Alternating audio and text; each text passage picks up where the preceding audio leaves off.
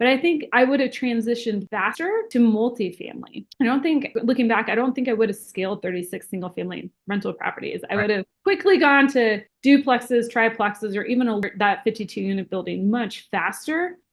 Or if I value my time, but like a physician, you have a higher and better use of your time in your actual day job. Keep it there. You don't need to be hunting and pecking for single family properties or a small building and managing the manager. Learn how to invest in other people's projects. And that way you can start taking this active income off the table and moving it into a passive income as quickly as possible.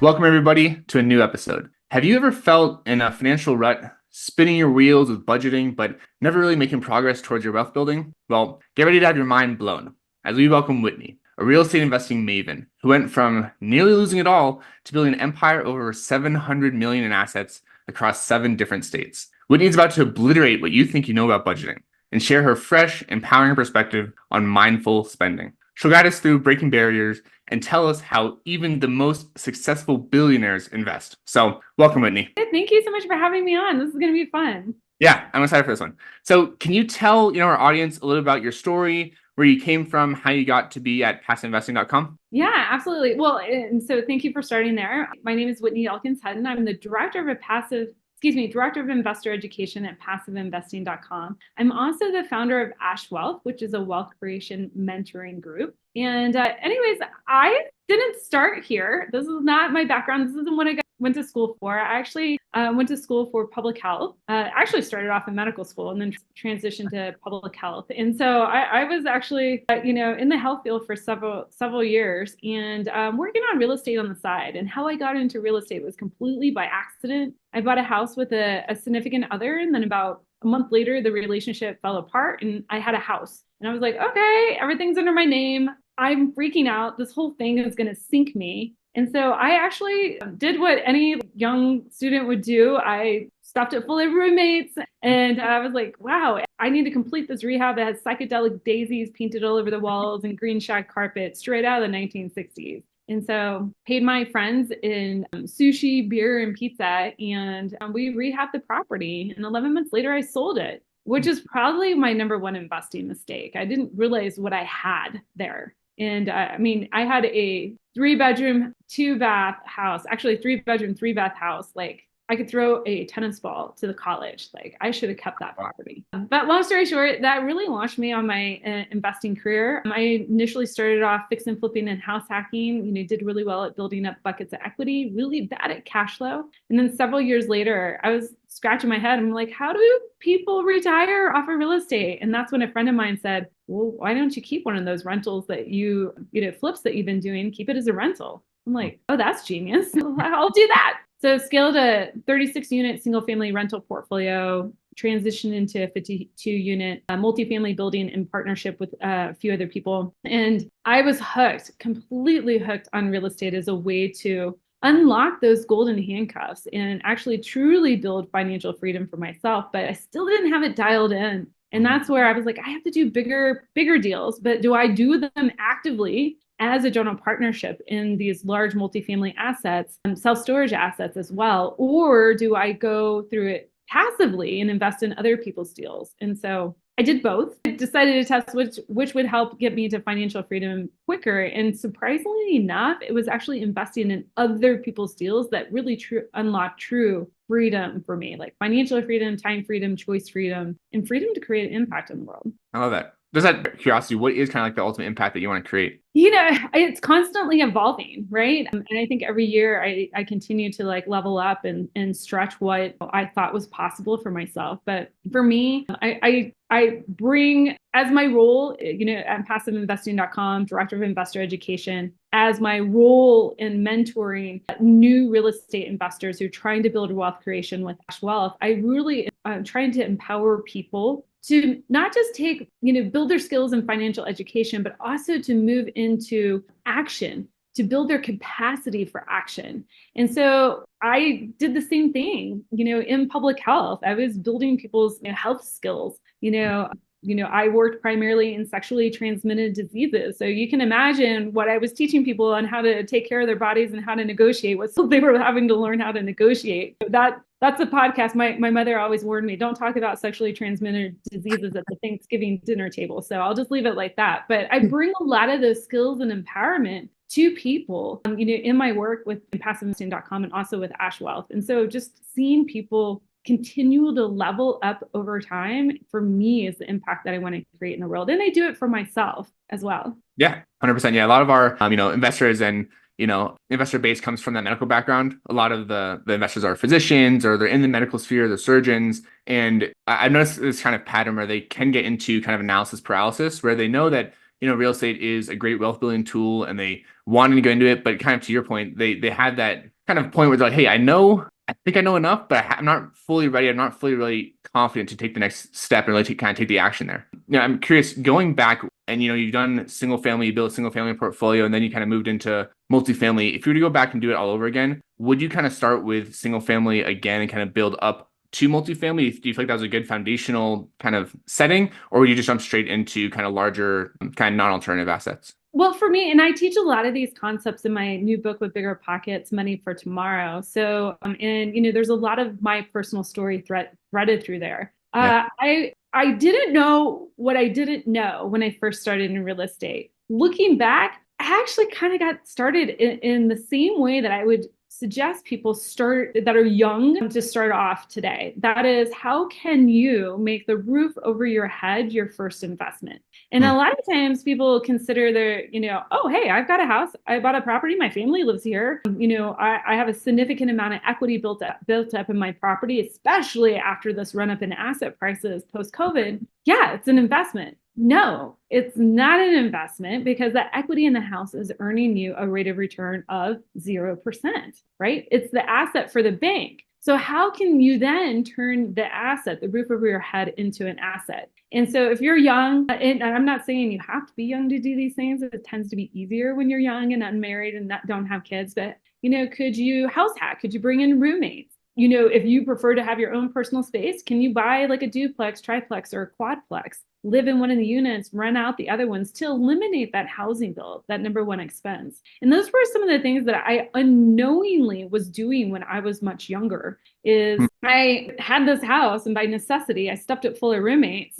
And then I completed a rehab, forced the equity on the property, and then I execute what we call a 121, utilize the 121 exclusion when I sold the property to keep the gain on it tax-free. And I did that again and again and again. I would still start there for people who are just starting off in real estate. Now, if you are a little bit older, maybe have like more attachments like a spouse or a family, and that just sounds like hot pokers under the fingernails to you to like have roommates or like share a wall with somebody. How quickly can you like start building up other investments to help produce cash flow to surpass your expenses? Now, that is the interesting question there, because you asked, would I guide somebody to do single family there or multifamily? If you're going to invest and build up a portfolio of other assets, for me, you got to start somewhere. So whatever asset gets you started, that's the one that you start with. But I think I would have transitioned faster to multifamily. Looking back, I don't think I would have scaled 36 single family rental properties. I would have quickly gone to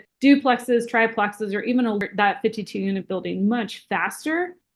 Or if I value my time, and everybody values their time, but like a physician, you have a higher and better use of your time in your actual day job, keep it there. You don't need to be hunting and pecking for single family properties or a small building and managing the manager. Learn how to invest in other people's projects. And that way you can start taking this active income off the table and moving it into a passive income as quickly as possible. Yep. And I like that distinction too. You said if I were to start over again, I'd move faster into kind of bigger economies of scale, right? I think that's where a lot of folks might get stuck, is say, I have a single family, or I have a duplex or a triplex, and I don't know how to scale. I don't know how to get into these larger, 50, 100 units. And one of the best ways is to really, find partners that you trust, find partners that are good on the operational side of the business, and partner with them and kind of not necessarily ride their coattails, but, partner alongside with them and experience, how they run operations, how they're communicating, and kind of use that skill set to then build your own portfolio. Because you're right, you don't need to stay in any one asset class for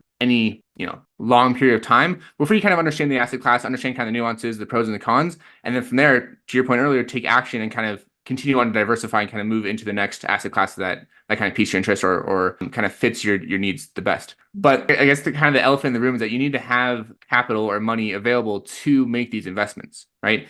Can you talk a little bit about what mindful spending is and how that kind of relates to budgeting and what kind of the traditional view of what budgeting is? Well, again, for me and money for tomorrow, I actually say budgeting instead. Like if you're actually trying to scale wealth, saving $5 here and there on your latte, that's not going to build wealth. Okay. Now it might be a low hanging fruit. It might be, again, where you need to start a muscle that you need to flex, right? Like if you get into weightlifting, you don't pick up the 50-pound weight immediately. You start off with like 2 or 5-pound weights, right? And then you quickly progress. Now, but where the rubber really meets the road, and this was something, for me that really hit home. I'm following, this is years ago, I picked up David Bach's book, The Automatic Millionaire, and also his workbooks, Smart Couples Finish Rich. And he's talking about the latte factor. And I'm like, wait a second, I don't drink coffee. Don't apply to me. And I'm like, okay, I got to find some other small luxury in my life to cut out. And that's when it kind of clicked for me. I'm like, wait a second, I'm being trained to live a life of deprivation. There has got to be other expenses in my life that I need to cut first. And so a mentor of mine said, okay, hey, let's take a look at your expenses and let's put them in 4 different buckets. Okay, let's give everything a job. Okay, let's uncover all of those expenses that are just like bad habits, where you're shopping, spending on alcohol, heaven forbid if you're doing drugs. Let's eliminate all those things. The credit card fees, because you just don't have a good system in place and you're paying late fees. Let's get rid of all those. Those are destructive. They're not going to add value to your life. Let's take a look where you're spending on productive expenses, where you put $1 in and you get 2 out, right? Like, are you still doing your own taxes? No. Get a CPA that's going to help, especially if you have real estate or passive real estate already. Hire a CPA or a tax strategist, because yes, it might cost $2,500 or $5,000 initially, but if they can save you $15,000, $20,000, or $30,000 in taxes, or 80, that is a productive expense. Okay, that's a slot machine. How many times would you play that? I'm not a gambler, but how many times would you play that slot machine? Every single time. Every single time. I would hit that every single year, right? Okay, so then protective expenses, right? We don't realize. I think we put together our legal strategies far too late, our planning for our incapacity far too late. And it's not going to be the things that you plan for that are going to drain your wealth. It's going to be the things that you can't foresee that are going to drain your wealth. It's going to be, you got in a major car accident and all of a sudden your loved one's in a coma for like 6 weeks. For me, my husband had a mountain biking accident and broke his neck. And then just a couple of weeks later, we found out my mom passed away and I had to step away from work. Wow. Like I had to plan for that. And I had a kind of a plan in place, but that very well could have really drained my wealth. Mm-hmm. So then you've got your consumptive expenses. We talked about destructive, productive, protective. Okay. Then you got your consumptive. And this is where things really can get contentious for people because they're like, I don't want to give up my coffee. I don't want to give up dining out. I don't want to give up traveling. Okay. That's fantastic. But I encourage people to do this exercise, which is to find out where your values are and lean into the values and then cut everything else. Okay. And so this will help free up money for you to kind of put more towards the investing. And that is, what experiences do you want to have? How do you want to grow? And then how do you want to give back? Okay. Align your consumptive expenses to meet those 3 categories. And if you have a spouse, do the exercise with them. Okay? And that's going to really inform where you should cut back. So like for me, my husband and I loved eating out. We could have cared less about the television, right? Some people are opposite. Some people that I coach, they were like, I love watching movies all the time. And I could care less about eating out. I'm like, fantastic. Okay. So we got to know what aligns with your values. So budgeting, but we can, if you want, tackle those 6 big areas that are actually going to move the needle the most. Yeah, most definitely. Most definitely. I was just reflective. I was like, I'm in a pickle because I like eating out and I like movies. So we'll see what kind of budget I have to come up with. But absolutely dive into it. Yeah. Well, and think about, just think about it's not about elimination. It's about figuring out what is core to your values Mhm. and where you should lean in, or maybe even dial it back for a season so you can get ahead. But the things that, even going through that exercise, that helps arrange your finances. I mean, that's, I think, a easier way to look at budgeting, not from deprivation, because you only have so much willpower. Like if you're cutting something out that you significantly love, it's like for me, if I had to remove cheese or from my diet in order to lose like the weight or any weight, like I'd be like, it would work for 2 or 3 weeks, maybe 2 months, but like after that, like my willpower is toast. Like Yes. it's not going to happen, Right. right? You have to find a different way that works for you. But I realized going through this process for myself and my husband is that actually is not where you're going to pick up the most money. It helps you organize your finances, get in a healthier financial position. But where you're going to pick up the most savings is actually the 6 ways that you should actually protect your portfolio. And that is making sure that you're using interest wisely. Okay, so that we hear all the time, Dave Ramsey, get rid of all debt. I don't subscribe to that theory, but what debt should you get rid of? Let's have a methodology to use interest wisely to create wealth for ourselves and not to, drain our accounts. And we can go down any one of these rabbit holes, but I just want to get these out for people. Insurance, okay? Renegotiate your insurance. I mean, I picked up there's 2 ways to look at this as far as the savings perspective. Like, my husband and I were members at Costco. When I learned that I could bundle my auto, my home, and also get a term life insurance policy through them. And I saved like almost $2,000 a year by using the purchasing power of that group. I was like, that's awesome. That's $2,000 that I'm going to keep in my pocket year over year over year. Even as insurance rates increase, right? Like their buying power is still going to keep that pretty low for you compared to the general market. Also, insurance can help outsource your liability. Like I got in a car wreck, several years ago now, I broke my back. And, physicians here are just like, man, that's a long recovery. And I'm like, yeah, it can be. But I had disability insurance, I had health insurance, I had, medical insurance, automobile medical insurance, and one protected my income. The other one protected my health expenses for me getting raked over the coals from a health perspective. And the other one jump started my ability to pay back that deductible so I could heal. That easily could have put me upside down, like $100,000 and losing my job, right? So what we got? Using interest wisely. We've got reducing your insurance, and I think I'll leave you with this. We can tackle others later if you want to. But the big thing, I mean, real estate. We know we can use real estate to lower our taxes. Okay, but the big thing here is getting the insurance or getting fees out of our retirement portfolio, right? If you want to save hundreds of thousands of dollars and you're sitting on a 401k right now, look at what your fees are being charged to your portfolio. It'll be shocking. You're probably losing at least 31% of your retirement to fees over the course of 30 years.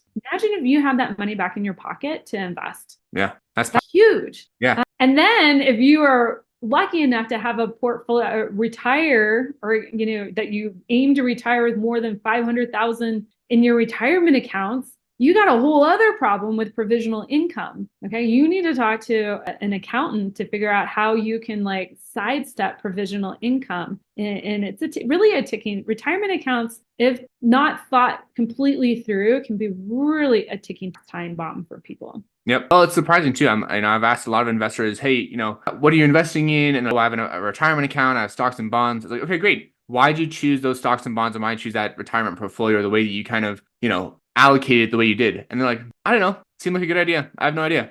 And I was like, well, that's kind of an issue where people put kind of their savings in this black box of like this retirement bucket, don't really pay attention to it, don't really understand it, don't understand the fees, its growth, its risk profile even. And they're just like, oh, I'll deal with this when I'm 60, 70 years old. And then, when that time comes, they're like, man, one, I thought I had a lot more built up. Or two, I didn't realize I have to pay taxes on all the money I put into the retirement account. Or three, they're left with this kind of chunk of money and like, well, I don't know if it's going to even, sustain me throughout the rest of my retirement. Right. And that's why, a lot of people will kind of pitch, cash flow over lump sums of money. To your point about, your single family rental, cash flow was an issue, but you had the appreciation, you had kind of those lump sums of capital. But I think really ultimately, if you are going to set yourself for retirement, I would focus less on a dollar amount of kind of in savings and really trying to actively work to snowball your capital so that you can produce cash flow so that eventually that cash flow, is higher than your expenses. And that's ultimately what financial freedom is. Yeah. And I would add 2 points to that. Point number 4 is people get surprised that, they build their retirement account. They're so proud of themselves, and they should be. That takes discipline. It takes willpower. I don't want to take that away from anybody if you have a large retirement account. But I think one thing that surprises people when they get to that retirement kind of finish line in a way is that when they start, and who wants to retire on just $25,000? Okay, that's the required minimum or that's the standard deduction right now. Wow. So I think all of us are wanting to retire on more than $25,000 a year as a couple. But that's all that's protected from taxes as your distribution, your required minimum distribution out of your portfolio. For me, if I get to retirement, I want a couple $100,000 a year in income coming in. So that means $175,000 now triggers provisional income, which means you get double taxed on some other things like Social Security. So just think about it. You have to work with a professional. You have to work with an accountant to fully understand how all these puzzle pieces work together. Yep. And that's why you hear a lot of people doing Roth conversions, like the 5 to 7 years before retirement, or, they start with, lowering their income, their W-2 income, so they can start withdrawing a little bit earlier. Those are strategies. And so partner with a professional to understand what strategy is going to work for you, for sure. And then as far as retirement accounts, that's a product of marketing. We've been trained to do this. And that is actually the last thing that you should do in order to impact your taxes. If you're listening to this and you're invested in real estate, there's 4 other things that you need to be doing before contributing to a retirement account. So educate yourself on that. Yeah, totally. I read the study, only about 40% of physicians feel like they really are confident about their finances. And it's, to your point earlier, it's about, you don't know what you don't know, right? And so you say, I have this high income earning job. I'm working, 60 hours a week. I'm spent. I don't really have any time to, allocate my portfolio or dig into my retirement account. I got family, I got kids, I got a whole bunch of kind of life situations going on. What would be kind of the first initial steps? Let's say you have a physician, they do kind of your expense breakdown of, hey, let's put everything, I loved your terminology. You said, let every, piece of income have a job, right? What is that piece of income going towards? What bucket is it fulfilling? And lean into, again, the values and let that drive your kind of, expenses. But what would, after they say, hey, I've allocated my expenses, I know kind of what buckets I'm filling in. What do I do now? What's the next step? So, actually the next step, read my book, Money for Tomorrow, How to Build and Protect Generational Wealth. And that is a shameless plug, but I think it's one of the most useful tools out there because I wrote it as a blueprint for my daughter to understand what the wealth game is, how to win it, which means she had to understand the objective. She had to understand the rules, the 4 rules, and then she had to understand the underlying strategies. And that is where I think a lot of people need to back up and understand, okay, if I'm building wealth, generational wealth, and want to retire wealthy, what is that?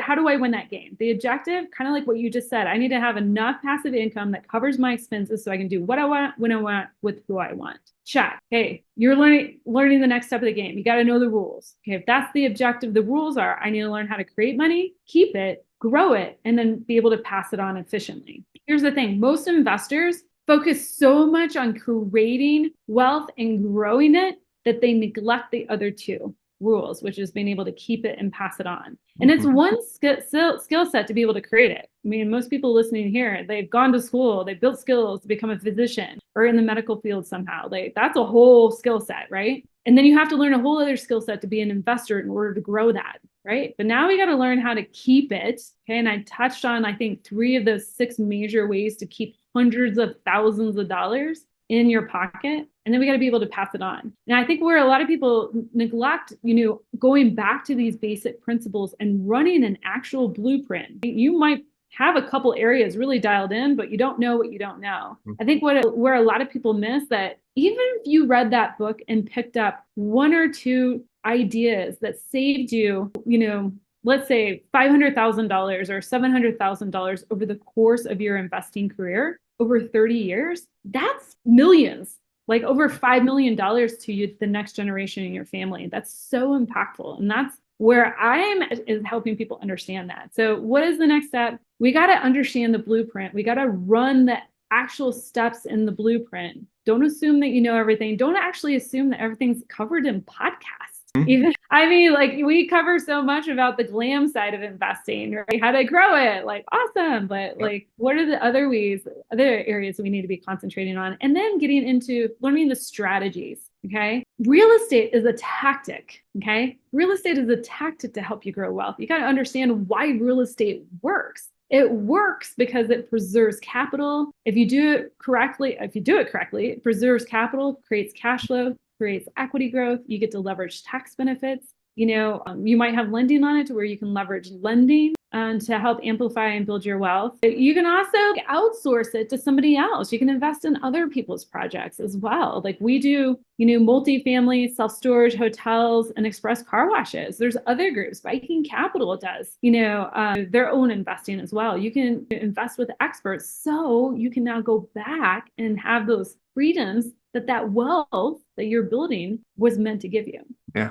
I love that. I love that you're talking about, future generations too, because I think you're right. There's a clear separation between investing and passing on that wealth. Because a lot of rhetoric and talk about investing is, hey, here's profits and growth and snowballing and 1031s, right? But ultimately, to your point, right, it's about the why, it's about your values. And for a lot of investors, it's not just about themselves, but it's about their family. It's about, their children, about their children's children, and kind of instilling the right skill set and mindset around kind of financial literacy. Because I feel like there's a whole generation, maybe even a couple generations that, we're taught, hey, get a good job, go to college, you'll be set for retirement, plug in your social security, you'll be absolutely fine. Right. Right. I mean, that was the education that I was given. I mean, yeah.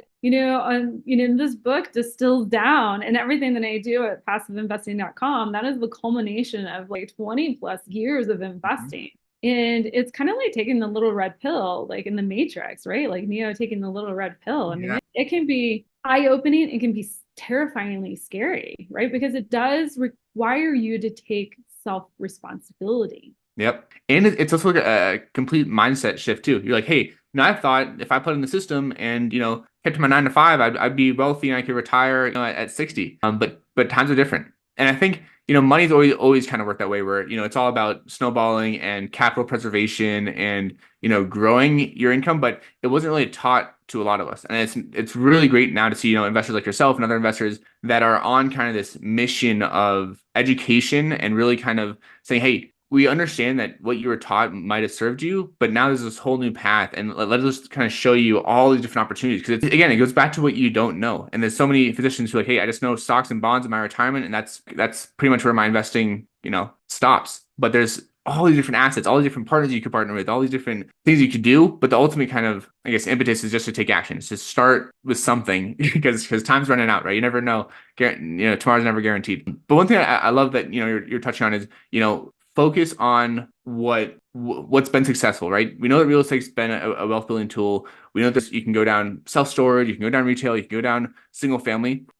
Based off of your, research and your experience, what are kind of investment strategies of those that are kind of at the top level, the billionaires that are really kind of having, entire portfolios, and they might have people investing for them? What can, the average, Joe really kind of glean from how these billionaires invest? I think that's a very poignant question to ask, because I think most people would be expecting that they invest in multifamily or self-storage or express car washes out of my mouth. And the answer is yes, they do. But why? Let's understand why they do. And it's because they're looking for assets, number one, that preserve their capital. They understand, right? Like we go back to Warren Buffett's rule number one of investing. Rule number one, he says, don't lose money. What's rule number two? See rule number one. Okay, why is that so important? Is because if you lose your capital, you're more apt to get knocked out of the game of investing. But if you invest in assets that preserve capital, even if the investment entirely goes sideways and you never see an ounce of cash flow out of it, zero equity growth or very little beyond market appreciation, you can actually get back your capital and live to play another round of investing, right? You're not knocked out of the game. So that's rule number one that the billionaires do. Rule number two is that they're looking for asymmetric bets and where they can make money in multiple ways. So what does that mean? They're looking for assets, not just one asset or an asset that earns income in one way. They're looking for multiple ways. Cash flow, equity growth, preferably forced equity growth, where you get to control the growth of that asset. That's why multifamily and self-storage, express car washes can be so enticing, is because you actually can, force the equity. If you grow the income, the NOI, you actually get rewarded for it when you go to sell the asset. It increases the actual value of the asset. Whereas a single family home, it's a little more difficult. You don't get rewarded nearly as much. So we got cash flow, forced equity growth, tax benefits. They want tax benefits because they not just to shelter the income or to be able to defer the taxes they're going to pay on that equity growth, but they can actually amplify their velocity of money with passive losses coming back to them. Okay. And so, I have had an asset that it hasn't cash flowed. I invested it in it last year. It has yet to cash flow. And I knew that going into this particular asset, but I got to write off nearly 100% on it, like about 90% on it, coming back to me in losses this year. That reduced my tax liability because of my real estate professional status.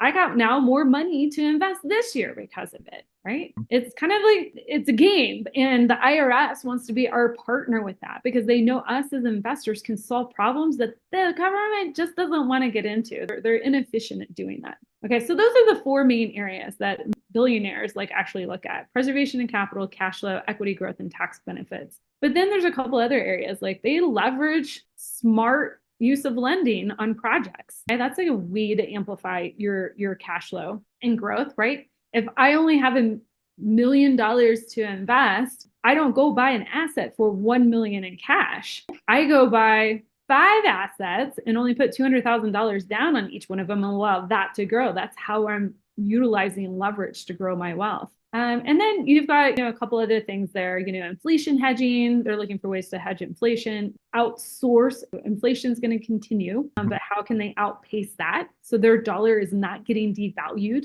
Okay, that's huge. And then also they're looking to take asymmetric bets on amazing operators that they know, love, and trust. So they get incredibly good at underwriting and vetting operators, markets, and deals. Yep, I love that. Ultimately, what you were saying was it's asymmetric leverage, right? It's bringing more control onto your side of the court that you can kind of, assess and do with your capital. Because that's the whole thing with retirement accounts, is that yes, you may choose kind of stocks and bonds, but ultimately, kind of the performance is somewhat out of your control, right? Whereas if you're the lender on a deal, right, you have a bit more control. If you are able to analyze and vet a sponsor or a deal, you have more control. And the more control you have, the better you understand your investments, and the better, hopefully, right, those asymmetric rewards are in your favor. Yeah. Well, and I'll say if you even if you just very simply put all of your assets on a spreadsheet, list them out, and then put each of those 7 categories across the top, and you graded each one of those assets according to those 7 categories, you're going to find that your stocks, bonds, and mutual fund,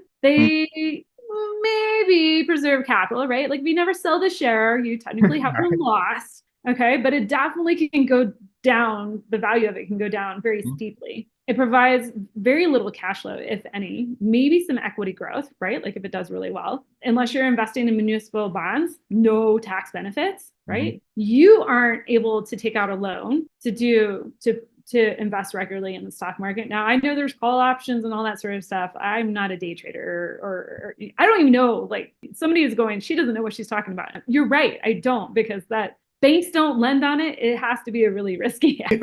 Right. And so, long story short, you're only giving yourself 1 or 2 wealth pillars by investing in that type of asset. Whereas if you look at real estate, especially if you're in buy and hold real estate, like I said, mutually in multifamily, self-storage, express car washes, we have other assets we like too. You're hitting capital preservation, cash flow, equity growth, tax benefits, the core 4. You're hitting those all the time. And that's why you can still make money in these assets, whether the market's going up, down, or sideways on you.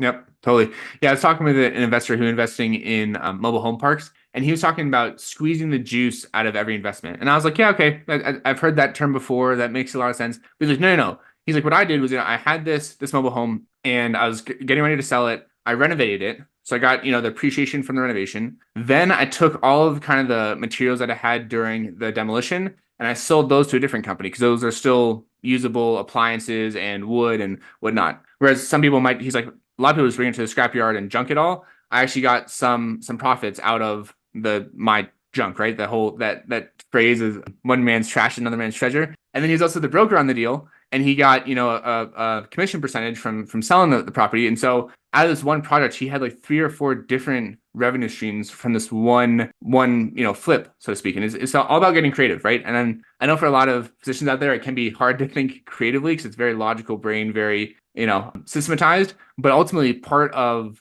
building your wealth is having a bucket of your income for those kind of experimental investments, or ones that you're kind of just dabbling in toes. You can still have a portfolio of the ones that are mainstays and that you understand and that are growing capital for you or preserving capital. But you should also have this bucket that is kind of not fun money, but it's one to test kind of more riskier assets that you allow yourself typically to go after. Obviously, it's not going to be your entire portfolio, but to have at least an allocation towards alternative different types of investments, because you might find a winner, and it only takes one winner out of every 10 for that really that small bucket of funds to make sense. Yeah, I mean, I would stack on top of that kind of like a little bit more of a nuanced strategy is take your initial what you traded your time for dollars for, right? Like if you have your job as a physician, invest that in a core asset. Okay, take the income from that asset and now use that to build up your pool of fund money. Why do it that way? Because again, you're preserving your capital. Your capital is still intact in that core asset that is like 99% chance of like hitting some sort of return for you. And then you lost it sounds horrible. You lost the baby, you invested in baby, right? Right. Somebody here is like, you just tuned into that. I'm totally sorry, but I mean, like you're maintaining your capital, right? A book that I love, I read it with my daughter, Richest Man in Babylon book. And, she came out of that and she was like, oh, I want my investment babies to make babies. And I'm like, yes, that's what we want to do. That's so cool. Yeah, I love that you're reading stories with your daughter and really educating her. That's awesome. So we talked about a lot. We talked about billionaire investing. We talked about 6 or 7 different tactics. We talked about budgeting and how it's kind of dead. What is kind of the main golden nugget if someone's just tuning in right now that they can take away from this episode? Yeah, is especially when it comes to wealth creation, is that you got to have a plan. Okay. And it's not about financial education. It's about the capacity to execute. So financial capability. And that's why plans and blueprints are so important for that. And what we don't know is what's going to get us. And so that's why I wrote the book Money for Tomorrow. That's why I do the education that I do with passiveinvesting.com. So, pick up the book on biggerpockets.com, pick up the book on amazon.com. It releases on March 19th. And fill in those gaps, have a plan for yourself and execute the plan. I love it. Thank you. This is awesome. I love the knowledge bombs you dropped, the energy you brought. This is a really amazing episode. So everybody tune in, buy Whitney's book, check her out, and we'll catch you next time. Thanks, everybody. If you like this podcast, please hit subscribe or a thumbs up, and we'll see you next time.